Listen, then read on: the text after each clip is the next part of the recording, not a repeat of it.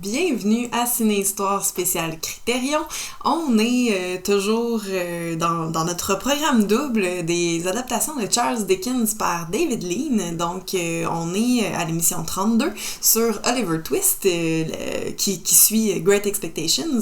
Je suis toujours en compagnie de mon co-animateur Alex. Comment vas-tu? Ben, ça va très très bien. J'imagine que tu es aussi fébrile de parler de cet épisode-là que du précédent parce que celui-là, on va pouvoir plus approfondir, je pense, la notion de l'enfance dans la littérature anglaise. Ben ouais, dans le fond, je vais me gâter un peu, là, parler de la littérature jeunesse anglaise, les caractéristiques communes selon les époques et tout, puis faire des parallèles là, entre plusieurs exemples de héros de mon enfance, puis de l'enfance de beaucoup de gens aussi. Donc, ben oui, c'est ça. Oliver Twist, film...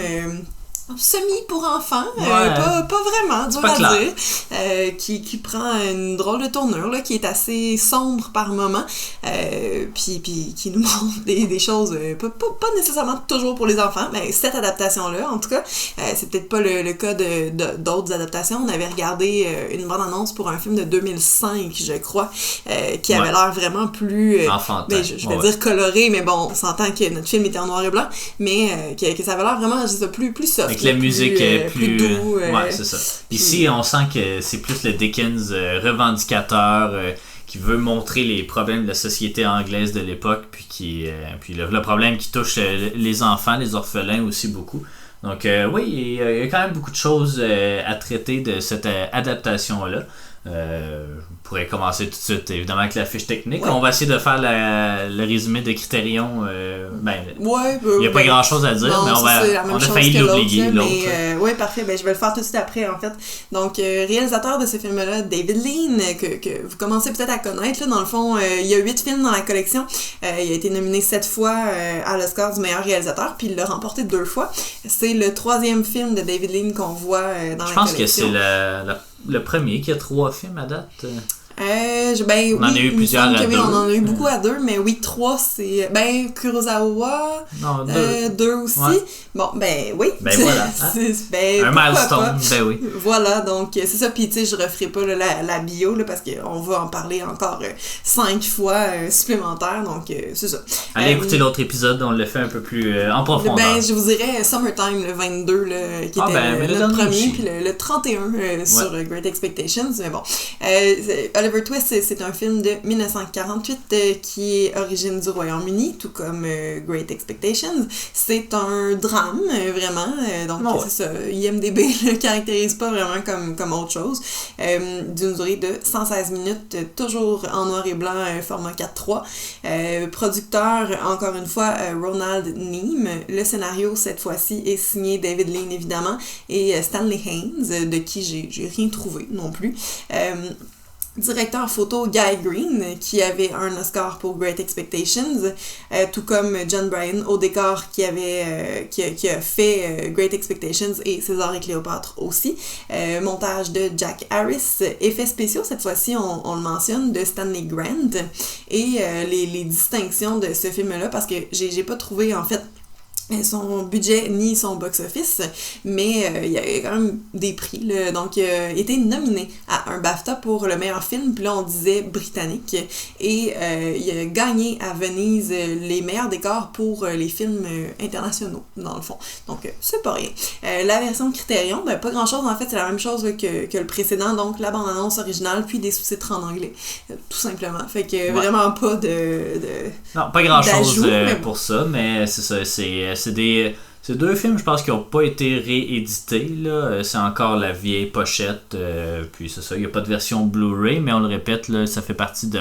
je pense que je l'ai peut-être ouvert, là, mais ça fait partie d'un coffret des grandes adaptations. Attendez un petit peu là, que je fouille, parce qu'il nous en manquait un quand on en a parlé au dernier épisode.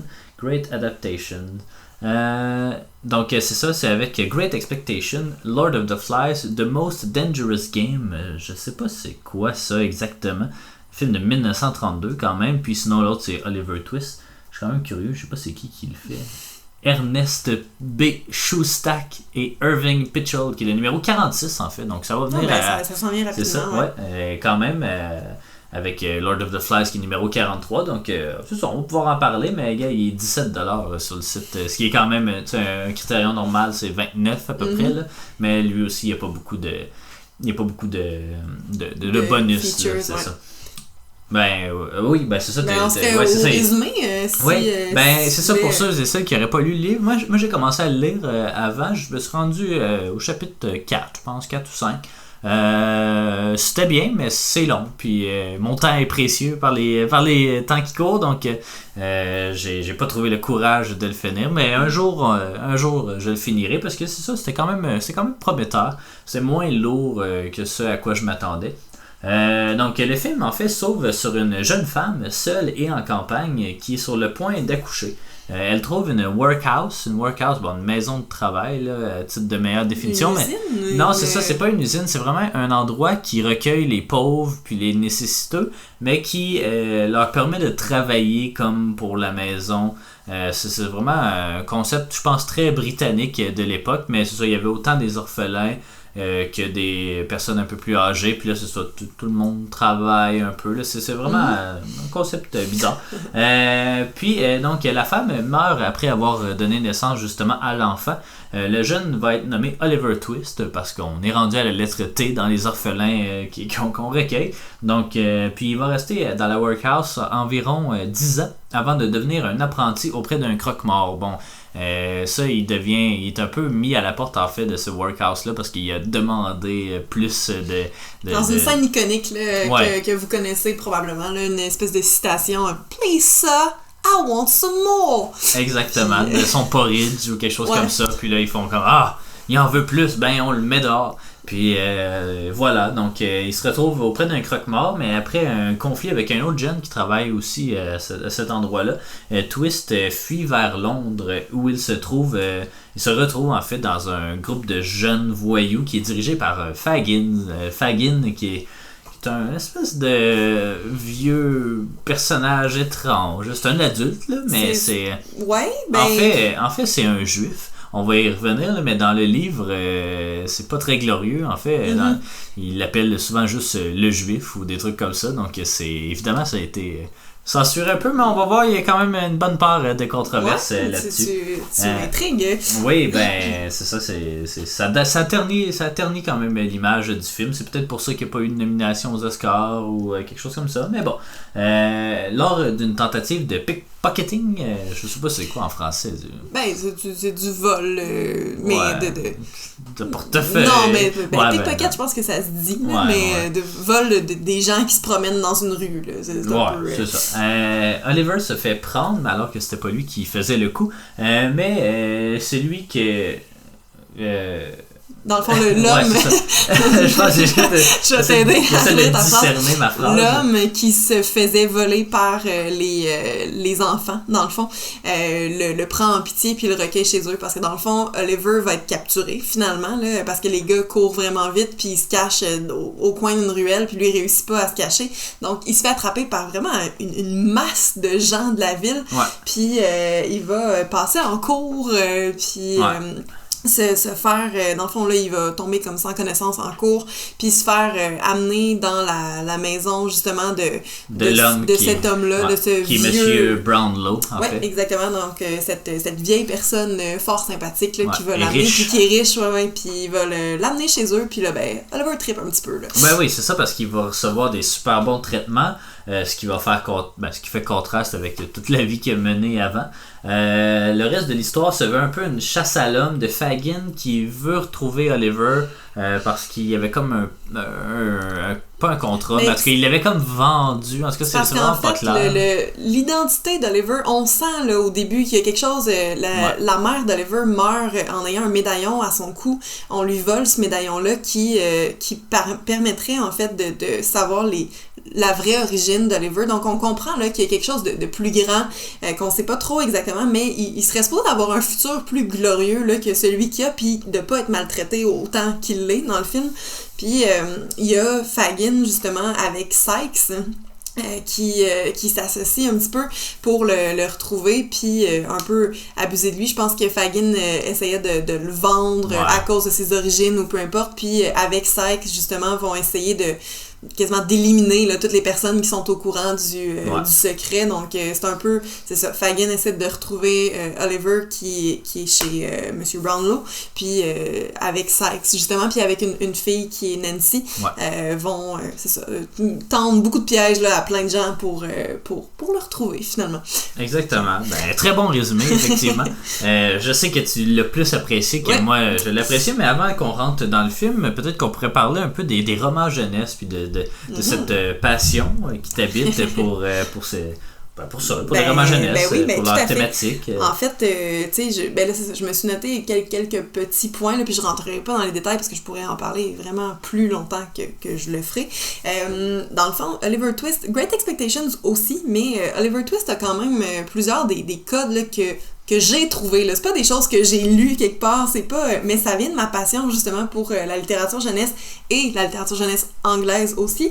Donc, c'est ça, je vais les lister, puis tu sais, on pourra en jaser, là, mais il y a souvent, justement, les mêmes thèmes, là, dans les romans jeunesse. Puis j'ai remarqué anglais parce que québécois ou américain, tu sais, c'est pas quelque chose qui m'a frappé tant que ça, mais anglais, je trouve que c'est fréquent quand même que donne-nous des titres de romans. Mais c'est ça. En fait, je peux commencer par les titres, mais dans le fond, on pourrait toutes les caractéristiques que je vais nommer là, ça peut s'adapter, ça peut s'appliquer à Tom Sawyer de Mark Twain, de Huckleberry Finn de Mark Twain aussi, puis évidemment les aventures de Tom et Huck là, c'est pas américain. J'ai l'impression que oui, mais tu sais, ça fait partie. C'est quand même la littérature anglaise, mais ouais. Je pense que oui. Mais vas-y. Ben écoute, non, mais ça se peut. Mais bon. Au Québec, on n'a pas ça, c'est ça le point. Voilà, mais tu l'as. Ouais, mais il est américain, là. Il est américain, mais c'est 19e siècle aussi. Parce qu'il y a comme quelque chose d'époque, puis il y a quelque chose de... Désolé, ça commence mal pour... Non, je voulais pas te peinturer dans un mur. C'est pour illustrer mon point, mais bon. Il y a Charles Dickens, justement, avec Great Expectations et Oliver Twist. Alice, Lewis Carroll. Peter Pan, qui vient un petit peu plus tard, là, en 1911, avec James Barrie. Harry Potter, évidemment, bon, là, on est rendu vraiment loin, là, mais Harry Potter, Lyra, dans Les Royaumes du Nord, là, la trilogie que personne n'a lue. Ouais, c'est ça, mais c'est une série HBO aujourd'hui, His Dark Materials, là, puis ça s'en vient tranquillement, là, mais moi j'ai jamais été capable de lire. En fait, j'ai relu pour la 4e fois, je pense le premier, puis j'ai arrêté au 2e encore une fois. Fait que quand la saison 2 va sortir, je vais peut-être me lancer dans le 2e, mais certainement, tu les avais, tu les as pas lus. Non, je les avais, je les ai pas lus. Je connais pas le monde qui les ont puis qui ont pas été capables de les lire, tu sais, je sais pas. Puis Harry Potter, pourtant, ça il me semble que ça a rentré plus facilement dans nos vies, mais bon. Puis j'avais aussi Narnia, que j'ai ajouté là, en dernier, de C.S. Lewis. Là, je sais pas son origine non plus, mais bon. Britannique. Merci. Yes. Donc, Ils sont tous britanniques. Bon, mais c'est ça, Mark Twain, finalement. Désolée. Mais c'est ça. Donc, tu sais, les caractéristiques là, que je remarque souvent, c'est que les héros de ces romans-là sont, plus souvent qu'autrement, des orphelins. Puis c'est le cas là, dans Oliver Twist aussi. Là, c'est sûr que j'ai 2 filles là-dedans. Mais c'est beaucoup des garçons aussi qui vont vivre toutes sortes d'histoires vraiment rocambolesques, là, puis des choses, tu sais, dans Tom Sawyer avec Huckleberry Finn, dans le fond, dans le roman Tom Sawyer, mais Tom et Huck vont se sauver de méchants sur un radeau sur le Mississippi. Tu sais, c'est vraiment comme des trucs qui arrivent pas aux enfants, nature, là. Je veux dire, Harry Potter, je m'excuse, à 11 ans, j'ai pas le goût de me battre avec un chien à 3 têtes, tu sais, c'est... Bon, comme les Goonies aussi, là, qui est pas un livre, mais tu sais, qui est... Ils sont pas orphelins. Non, ils sont pas orphelins, mais c'est quand même, oui, c'est une aventure qui est... plus gros que nature. assez grande, justement. Il y a cette part, cette place, en fait, qu'on fait au jeu aussi, le jeu sous toutes ces significations, là, mais tu sais, justement, Tom puis Huck, c'est des bons exemples. Alice, tu sais, ça serait quand même, ça pourrait bien s'insérer là-dedans parce que, tout le long du livre, là, tu sais, elle va boire des potions qui vont la faire grandir ou rapetisser pour passer à des endroits plus petits ou peu importe. Rencontrer des personnages un peu bizarres aussi qui vont l'amener à peu près n'importe où, dans le fond, puis il y a rien qui a du sens dans Alice au Pays des Merveilles. Puis, il y a toute cette espèce de combat avec la Reine Rouge, puis tout ça. Donc, il y a comme le jeu, puis même, je dirais, peut-être, Lyra, tu sais, c'est quand même une petite fille qu'on présente comme étant, et là, je me réfère beaucoup à la série, là, mais, tu sais, elle aime ça fouiner, elle aime espionner les gens, puis tout ça, donc il y a cette espèce de, comme... Justement, des enfants curieux.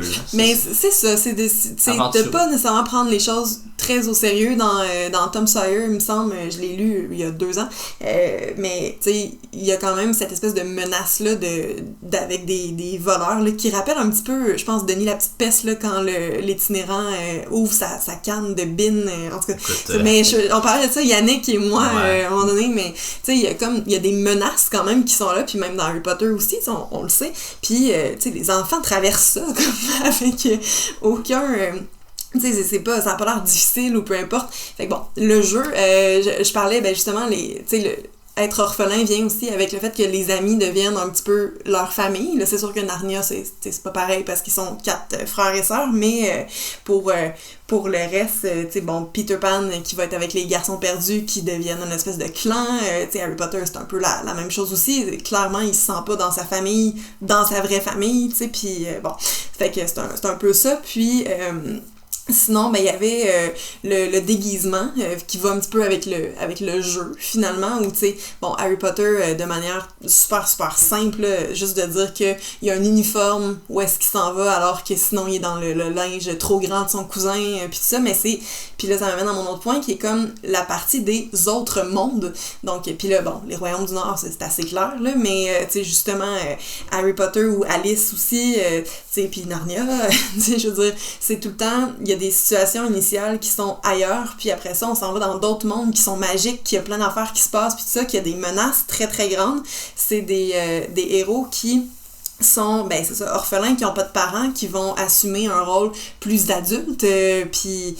mais pas tout le temps, tu sais, c'est Peter Pan veut pas vieillir et comme le père des garçons perdus, tu sais, il y a comme plein de contrastes là-dedans puis de dualité finalement, puis c'est ça, ces autres mondes-là viennent avec le principe du déguisement aussi, là, en tout cas je peux comme les lier ensemble, fait que tu sais, c'est un peu ça, puis dans Oliver Twist, on est dans tout ça, tu sais, je veux dire, Oliver Twist est un garçon orphelin qui vit des choses, mon Dieu, horribles, puis qui va s'échapper, rencontrer des gens vraiment malsains, d'autres super le fun, mais il va se faire dérober de cette place-là. Puis il y a quand même une part de danger là, dans ce qu'il vit, parce que tout le monde veut mettre la main dessus, puis tu sais, lui... il fait son chemin là-dedans, puis ça a pas l'air d'être tant un enjeu, puis c'est ça, puis il y a comme... Quand on parle aussi du autre monde ou déguisement, Great Expectations, ça rentre beaucoup là-dedans aussi parce que Pip veut devenir un aristocrate, veut changer de vie, veut donc faire place à un nouvel homme, dans le fond, dans un autre monde complètement dans quoi il a grandi. Puis ça vient avec la part de déguisement puis de jeu aussi qui est pas, il est pas né avec ça, en fait. Puis c'est un petit peu la même chose dans Oliver Twist, donc c'est ça, c'est sommaire là, mais c'est sommaire, mais je te conseillerais aussi, je suis prêt à te conseiller à l'extérieur du micro, mais je me souviens plus du nom du réalisateur là, mais il a fait récemment Wendy que j'ai vu moi à Sundance. Mais c'est sûr que ça fait partie. Mais ça c'est vraiment, je sais pas si t'aimerais là. Évidemment c'est dans l'univers là, mais c'est pas vraiment Peter Pan. C'est aux États-Unis là. Mais c'est un peu Terrence Malick là. C'est comme très contemplatif, mais je trouvais qu'il prend beaucoup de temps pour faire ses films. Il a fait aussi Beast of the Southern Wild, que t'as pas vu, je pense, là, mais c'est à peu près la même chose, là, je crois. Mais c'est une enfant qui est comme dans un monde irréel, puis qui est... Mais c'est très contemplatif, c'est très poétique là, comme film. Il y en existe quand même plusieurs, mais c'est des histoires originales, justement, d'enfants. Qui correspondent à ces critères-là. Il n'y en a pas tant que ça. Mettons, il y a Goonies, mais encore là, ce sont pas orphelins. Mais tu sais, il y a Home Alone même qu'on pourrait entrer. Mais là-dedans, justement, je pourrais aussi insérer toutes les Mary Poppins, dans le fond. Les enfants sont pas orphelins. C'est que les parents prennent pas soin de leurs enfants. Les parents sont pas là. Puis là, ils sont avec Mary Poppins qui fait de la magie, qui les amène dans des tableaux, qui les amène avec des pingouins animés. On est comme dans toutes ces caractéristiques-là. Oui, ce sont des romans. J'en ai ai lu quelques-uns, mais dans les romans, Mary Poppins est vraiment plus difficile avec les enfants que Julie Andrews, dans le fond. Puis c'était une des raisons que P.L. Travers a pas aimé les adaptations, puis ça a été vraiment difficile. Tout ça est très bien expliqué dans Saving Mr. Banks avec Tom Hanks, mais c'est ça. Puis tu me faisais penser à quelque chose en même temps, mais je pense que j'ai comme ah oui, tu me disais c'est contemplatif et tout ça, mais il y a le film aussi Neverland en 2004 avec Johnny Depp puis Freddie Highmore. Là on est dans le Peter Pan mais de théâtre sans magie, puis juste vraiment dans la pure imagination des enfants qui sont avec une mère un peu excédée parce que je pense que le père est décédé, puis ça serait comme l'inspiration, c'est les enfants je pourrais pas dire son nom, mais c'est l'inspiration de Peter Pan. C'est l'inspiration, ce serait justement la gang de gars, Davies, je pense, la gang de petits gars qui auraient inspiré Barry, puis Barry est joué justement par Johnny Depp là-dedans. Puis là, on est vraiment justement dans la pièce de théâtre Peter Pan en 1902, mais ça reste quand même dans l'univers, puis ça, on est complètement ailleurs, mais c'est un film que j'ai vraiment aimé aussi, dans le fond. Fait que, puis là, on a tous les codes encore une fois, mais on est beaucoup plus dans le fantasmé, puis dans... puis ça, un peu comme dans le film de Samuel Fuller... Shark Corridor? Non, l'autre... Naked Kiss? Oui, exactement, dans Naked Kiss, parce que l'infirmière, dans le fond, là, justement, avec les enfants, ils jouent avec des pirates, puis ça, puis c'est tous des enfants qui ont des handicaps physiques, qui peuvent pas marcher ni rien, puis après ça, on les voit dans le parc avec leur chapeau de pirates, avec leur patch sur les yeux, courir, puis se battre avec des épées en bois, puis ça m'avait fait penser beaucoup à Peter Pan aussi. Surtout parce que, premièrement parce que c'est des pirates et tout ça, mais aussi parce que quand on retourne à la réalité, mon Dieu, c'est vraiment pas ça qui se passe. Puis c'est un peu ça, tu sais, Peter Pan, c'est beaucoup l'imagination aussi, puis surtout dans Hook, mon film préféré, mais c'est ça. J'avais une autre idée, mais je retrouve plus le titre. Pendant que tu parlais de Neverland, ça m'a donné une idée, mais je retrouve plus l'autre titre que je veux mentionner. Mais bon, c'est pas grave. Ah oui. Je suis pas loin, là. Il va sûrement me revenir. Tu vas le retrouver dans l'émission. Mais bon. Fait que c'est un peu les caractéristiques là, les plus communes, dans le fond, qui sont faciles à voir, je pense, puis qui sont assez récurrentes, là, justement, dans plusieurs romans de littérature jeunesse anglaise. Mark Twain aussi. Ouais, mais Oliver Twist, ça s'inscrit là-dedans, assurément. Est-ce que tu l'as trouvé justement à la hauteur de tous ces romans, disons? Tu sais, là, c'est ça, je veux pas nécessairement spoiler, là, mais il y a comme, le film on pourrait dire qu'il est divisé en 2 ou 3 parties. Le livre, il est divisé en 3 parties, en fait. OK. Donc, oui, ça, on pourrait dire ça, puis même, ça, on pourra en reparler aussi, là, mais ils suivent pas tout à fait le roman là, pour ça. Il y a eu peut-être même plus d'altération au roman dans Oliver Twist que dans Great Expectation, selon ce que j'ai lu. Encore une fois, je l'ai pas lu au complet. Non, mais c'est parfait, en fait, parce que, tu sais, il y a comme vraiment la partie... au début où justement ça va pas super bien, après ça il s'en va avec le croque-mort puis tout ça.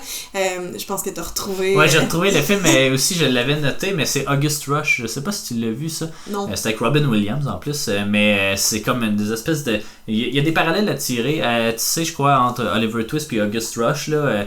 Robin Williams joue un peu le Fagin du mais tu sais, c'est comme une comédie musicale, en tout cas c'est vraiment particulier, mais j'avais bien aimé à l'époque, mais les critiques ont pas. C'était avec Freddie Highmore aussi, je crois. Ah bon?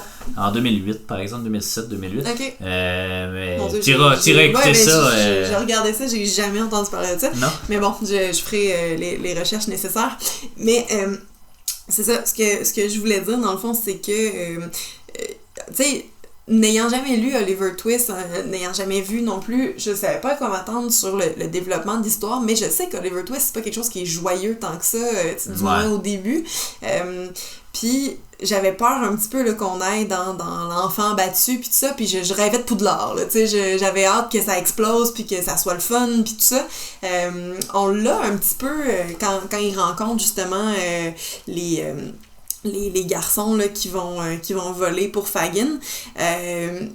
Puis après ça, il y a toute la partie injuste, puis tu le sais, j'ai eu de la difficulté avec le fait que c'était pas de sa faute, puis qu'il allait se faire accuser pour des affaires qu'il a pas faites, puis j'avais hâte au revirement, puis tu sais, je réagis pas comme ça dans un film d'habitude, là, mais j'étais contente, j'étais vraiment contente du dénouement puis de voir ça. Ce qui m'a tu sais, le dénouement, la façon dont c'est amené, ça ressemble beaucoup à Great Expectations aussi, mais j'ai pas envie qu'on vous les spoil dans le fond, donc on le fera pas, mais il y a toujours comme dans les deux dans le fond cette espèce de on voit le prix à la fin, on le fait miroiter un petit peu, le spectateur est au courant des détails avant les personnages, puis j'ai trouvé que c'était quand même, c'est pas quelque chose qu'on a jamais vu avant dans les deux cas, mais j'ai trouvé que c'était habile, puis encore là, je pense que c'est peut-être plus Dickens que David Lean, mais c'est bon, tu sais, au point de vue scénaristique, l'histoire est vraiment le fun. Je pense qu'on pourrait dire que oui, c'est un roman ou film, peu importe, pour enfants.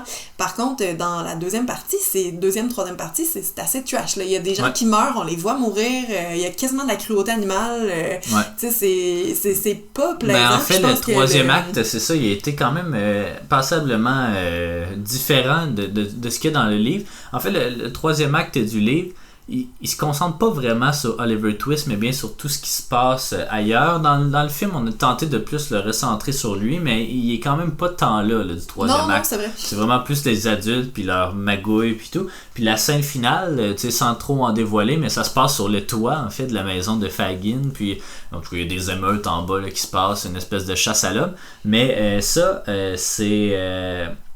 c'est inspiré en fait de The Man Who Knew Too Much de Alfred Hitchcock, que la scène finale est la même affaire, là. Il se fait pourchasser puis il est pris sur un toit puis des trucs comme ça, donc c'est vraiment un hommage ou en tout cas je sais pas, ils ont copié cette scène là, mais tu sais la troisième partie est vraiment plus thriller là. C'est ça, il y a un meurtre, il y a une chasse à l'homme, il y a vraiment plus d'éléments qui assombrissent pas mal tout le reste du récit, puis c'est là que comme ça c'est putain un fait. En tout cas, je sais pas si je présenterais ça à des enfants en bas âge, tu sais, 10-12 ans peut-être, là, mais comme. Non, mais 7-8 ans, non. C'est pas. Puis c'est ça qui. Tu sais, on va finir par regarder l'autre là, de 2005 dont on a regardé de Roman Polanski quand même. Ouais, mais ça avait l'air vraiment plus léger. Tu sais, on voit, on présente Fagin, parce que Fagin c'est pas une bonne personne. Tu sais, faut se rentrer ça en tête là, tout de suite. C'est pas. T'as pas le goût d'être là. Tu sais, c'est vraiment quelqu'un qui quasiment kidnappe des enfants pour les faire voler, puis se garde une grosse cote sur ce qu'ils ramènent. Ouais. Puis qui hésite pas justement à comme dans August Rush à les trahir dans le fond là. Tu sais, ces enfants là ce sont des objets pour lui, puis tu sais le film justement de 2005 de Roman Polanski, on voyait des scènes où Oliver riait vraiment beaucoup plus que dans Oliver Twist avec ces gars-là. Ça avait l'air plus léger. Fagin, qui est joué par Ben Kingsley, qui ressemble vraiment beaucoup à la Guinness dans le film. Tu sais, ça avait l'air plus léger, moins lourd, moins dramatique, mais en même temps, bon, on n'a pas le choix de se coller à l'œuvre, là, mais tu sais, c'était vraiment très bon comme film. Ben, je suis pas sûre que je montrerais ça à des jeunes enfants. Tu sais, on n'est pas dans le méchant drôle de « Maman, j'ai raté l'avion », là. Non, tu sais, c'est comme autre chose. C'est un autre niveau, puis c'est ça, on en voit des morts, là, dans ce film-là, puis je parle pas du thanatologue, là. Je parle vraiment de... Tu sais, c'est ça. Puis il y a un chien qui a l'air d'avoir peur aussi. Là. Ça, je sais pas comment ils ont fait ça, s'ils l'ont vraiment. Ben, j'ai vu la scène, parce qu'il y a une scène où ils grattent dans la porte là, pour se sauver. Ça, en fait, c'est qu'il y avait un jouet à l'autre bord de la porte. Ouais, ben ça, je me suis dit qu'il y avait de la bouffe l'autre côté. Ouais, c'est ça. Mais il y a des scènes où il est couché, puis il shake, puis. Il est piteux. Il y a un meurtre, tu sais, puis là...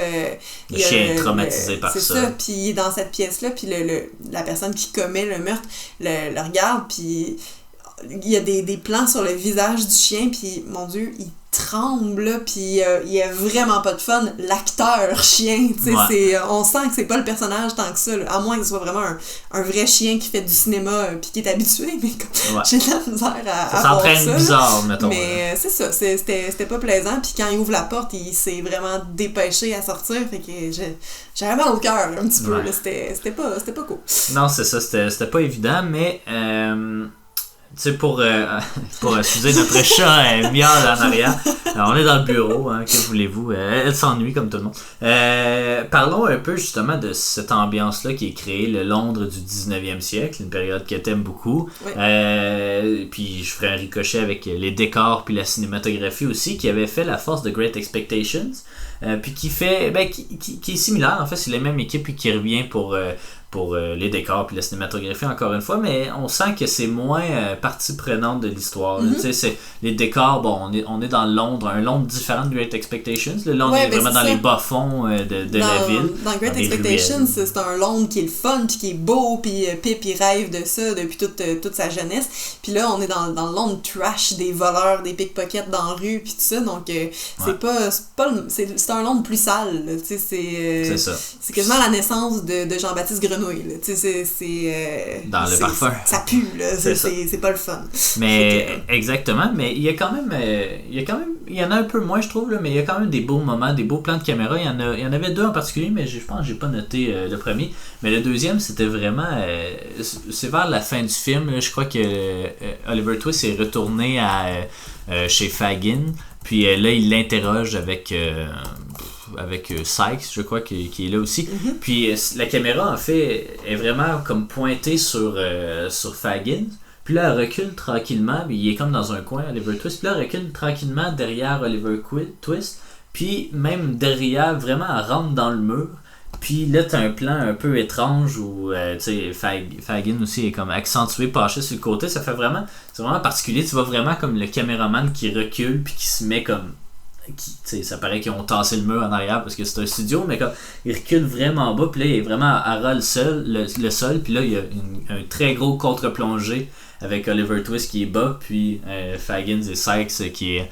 je sais pas si je pourrais te retrouver l'image là, parce que je l'avais vu en quelque part. J'ai de la misère à m'en souvenir, mais c'est un plan magnifique, mais c'est le seul que je m'étais noté, là, mais il y en avait un autre aussi sur le coup qui m'avait fait penser, je lis l'image ici, c'est...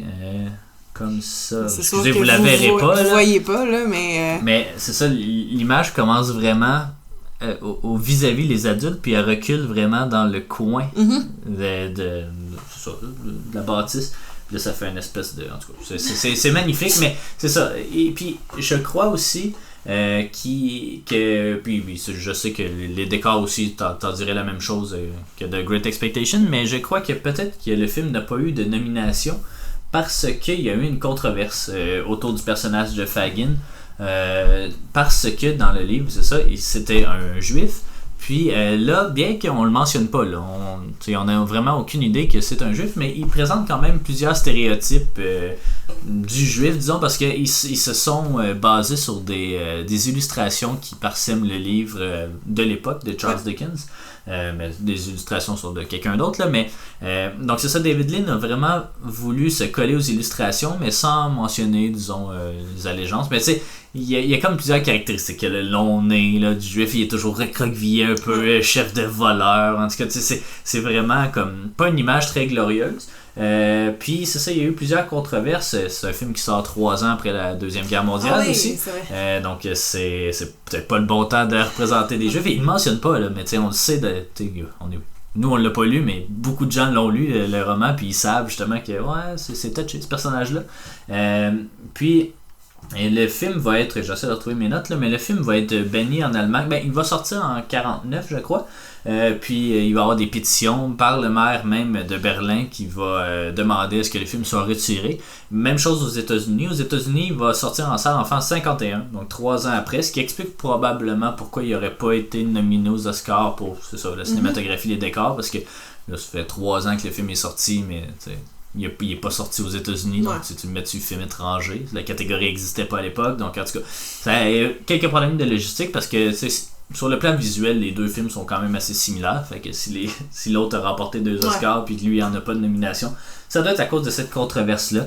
D'ailleurs, même le maquilleur du film avait fait des screen tests justement avec Alec Guinness qui joue Fagin, puis il avait dit le maquilleur lui-même était à moitié juif, puis il a fait tu sais, me semble que je baisserais un peu les stéréotypes, puis c'est David Lean qui a dit non, on laisse ça de même.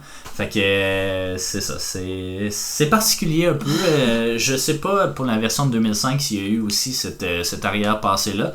Bon, Roman Polanski, il doit être juif, je crois que oui, là. Mais c'est Ben Kingsley. Il est pareil, là. Mais il ressemble, mais je sais pas s'ils ont accentué son nez ou des trucs comme ça, probablement pas, là.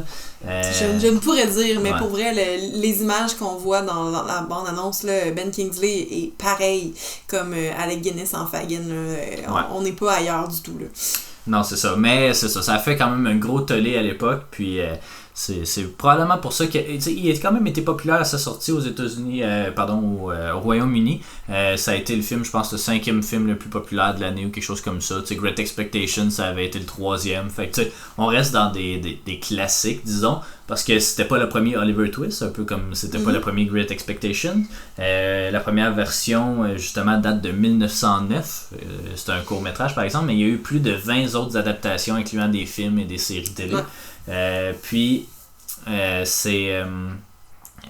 C'est ça, c'était pas la première qui était faite, mais par contre, elle a beaucoup influencé toutes les autres adaptations par la suite. Par exemple, le film Oliver de 1968, qui est une comédie musicale, ça a gagné l'Oscar du meilleur film en 69, là, j'imagine, quelque chose comme ça.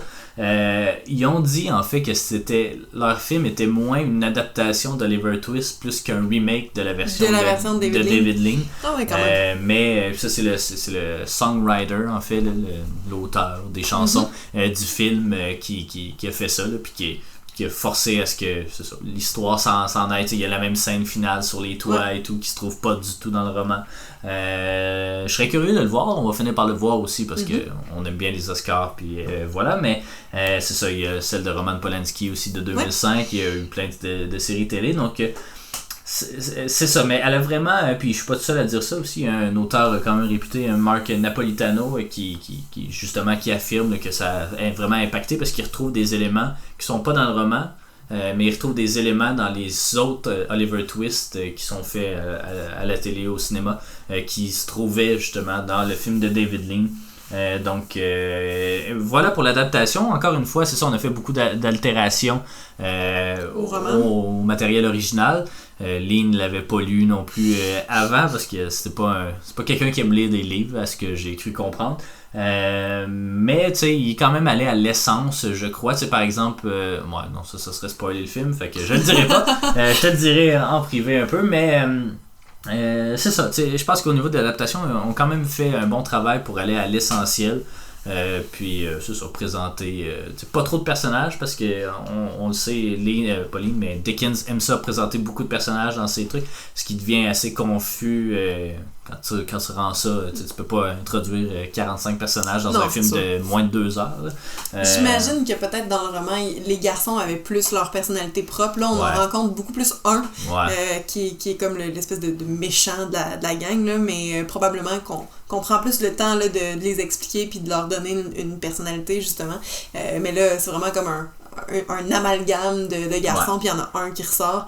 Mais bon, ça m'a fait penser, tu sais, c'est complètement autre chose, là, mais cette espèce de bande-là, justement, qui s'entraîne là, à voler, puis ça, ça m'a vraiment beaucoup rappelé un roman que j'ai lu, qui est un roman de Bayard, où j'ai eu la chance de faire un stage en 2013, qui est Le Cercle des Confidentes. J'ai lu seulement le tome 1, mais bon, ça m'a fait penser au tome 1, manifestement, mais ça s'appelait, dans le fond, c'est comme des filles qui sont engagées par la reine, là, justement, en Angleterre, à peu près dans le même à peu près temporellement là, au même niveau là, puis qui sont justement des voleuses, des tueuses, tout ça, pour la protéger, puis qu'on les voit jamais avec elle. Dans le fond, c'est juste des filles qui sont ensemble, puis c'est ça, le tome 1, c'était Lady Megan, puis tu sais, je pense que ça commence à peu près comme ça, là, avec une scène dans une place publique, puis justement, elle va voler dans les poches des gens, puis elle se fait recruter comme ça.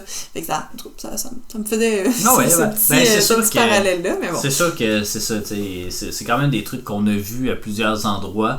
Aussi, là, on sait pas trop, est-ce que c'est à cause de David Lean, est-ce que c'est à cause de Charles Dickens, probablement plus de Dickens pour ce qui est de l'histoire, disons, là, mais pour ce qui est de plusieurs éléments dramatiques, je pense que Lean il y a quand même une grande part à jouer. Là, si on a dit que Great Expectations avait influencé plusieurs films d'horreur dans la scène introductive, du moins, celui-là, probablement qui a qui a fait école aussi dans je sais pas, la tension qui monte vers la situation finale, qui est comme très Hitchcockienne aussi. Évidemment, on copiait le truc, mais bon, je pense que il y aurait peut-être un dernier point. Il y a certaines similitudes entre les deux films aussi. On les a déjà mentionnés un petit peu, mais notamment l'usage, les références directes au roman.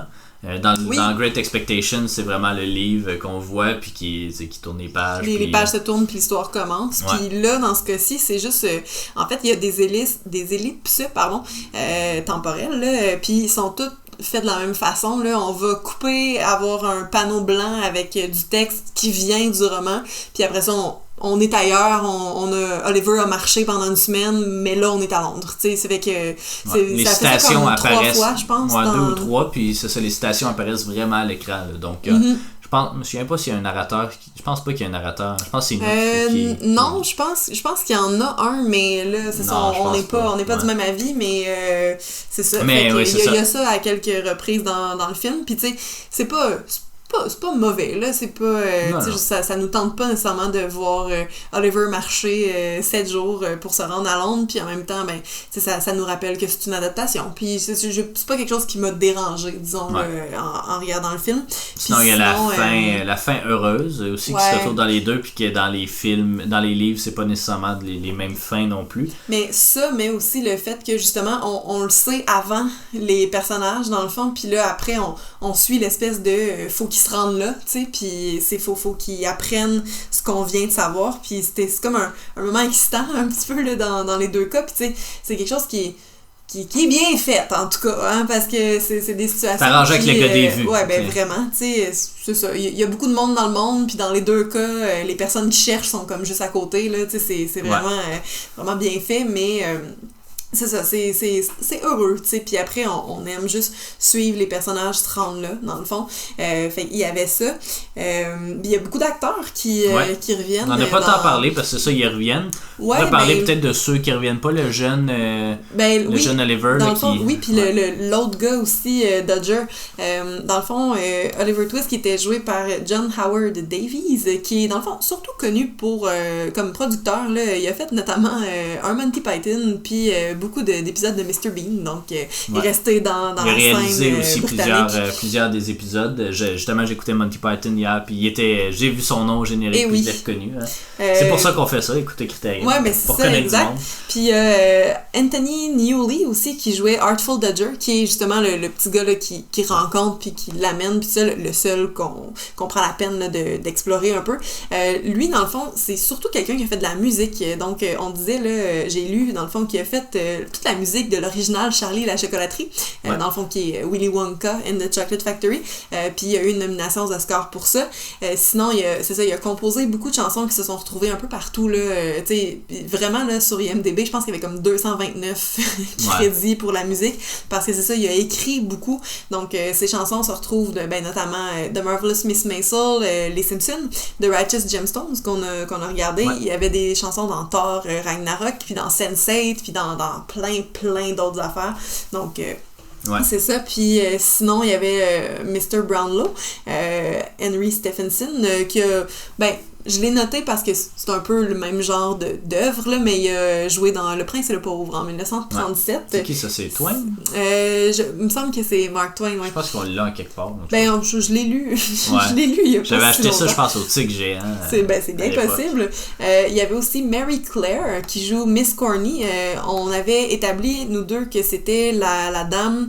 Ouais, pas très connue dans... Non, mais c'est dans le film, c'est quand la... Miss Corny, en fait, c'est la femme de Monsieur Bumble. En fait, c'est que elle est à la workhouse, puis... c'est pas elle qui voit le médaillon. Ouais, c'est ça, mais comme plus tard. C'est ça, parce qu'en fond, la fille... Elle est pas très connue. Non, c'est ça.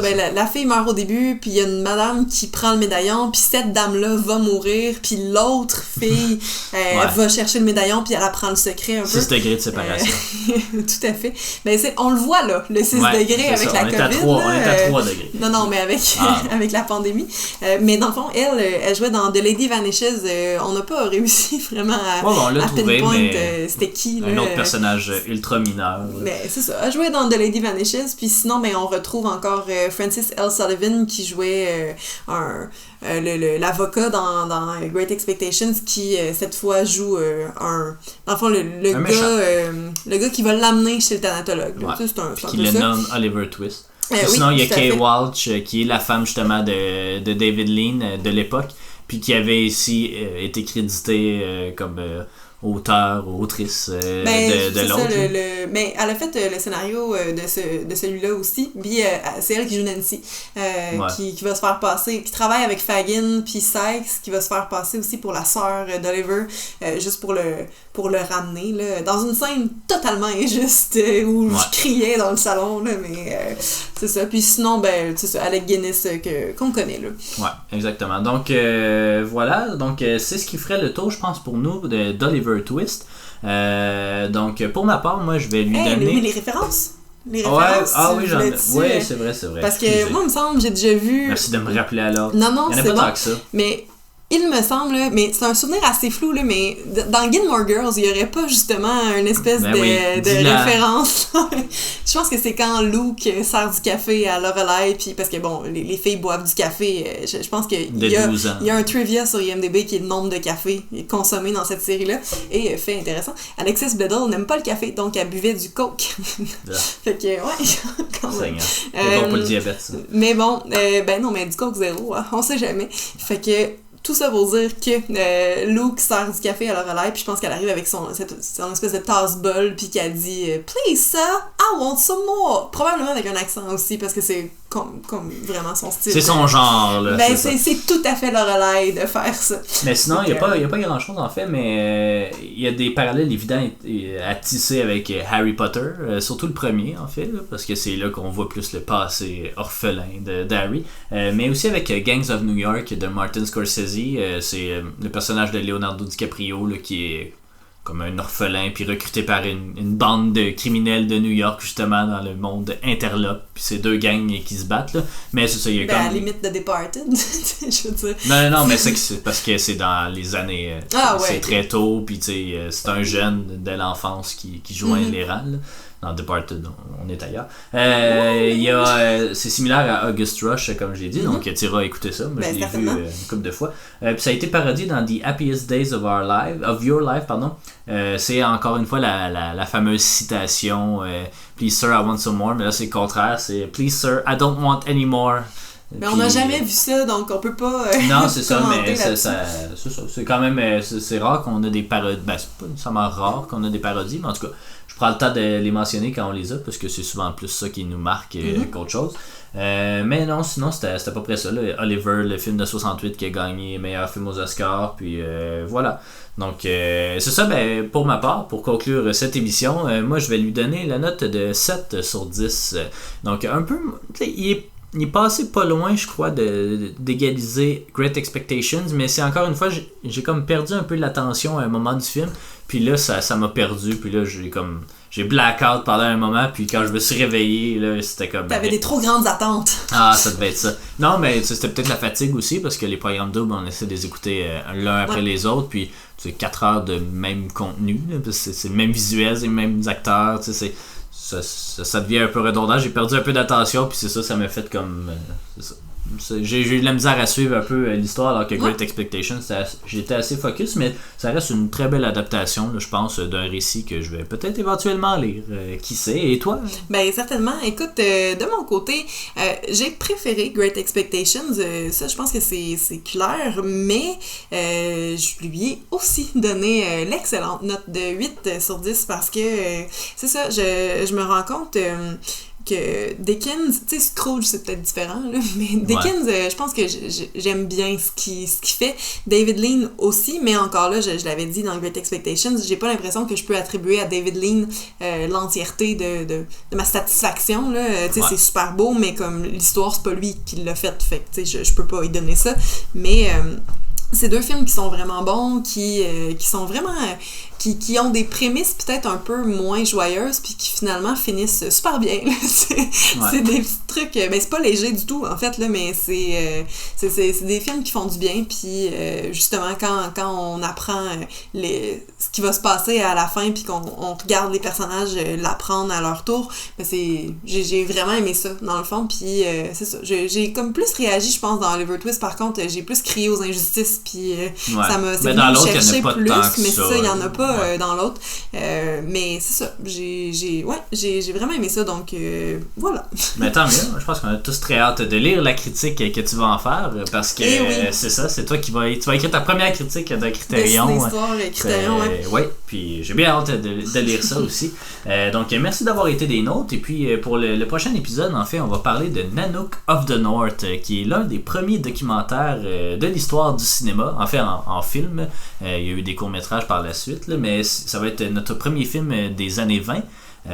Premier documentaire tourné au Québec, peut-être pas au Québec, mais au Canada, en fait, dans le Grand Nord canadien. Donc j'ai bien hâte, on s'en va écouter ça dans pas très longtemps. Oui, puis je veux peut-être préciser, parce que là, ça fait 2 émissions là, qu'on n'en a pas parlé, parce qu'on en a parlé dans M.